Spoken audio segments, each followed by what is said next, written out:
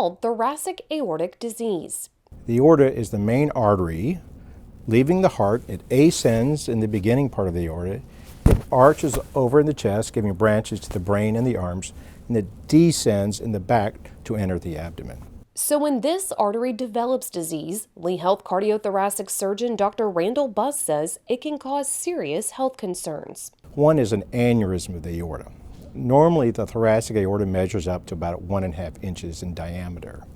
If it gets over 2 inches in diameter, it's considered an aneurysm or an enlargement of the aorta. This enlargement can lead to an aortic rupture, or more commonly, an aortic dissection, where the aorta splits on the inside, causing blood loss to a part of the body. You can cut off blood flow to almost any organ in the body, including your heart, that would cause a heart attack, including your brain, that would cause a stroke, or cutting off blood flow to your kidneys, which is called kidney failure, or you could lose your arm or leg. The most common cause for thoracic aortic disease is high blood pressure. If one can follow with their primary care doctor, keep their blood pressure well controlled, they can often avoid further enlargement of the aorta that would require surgery.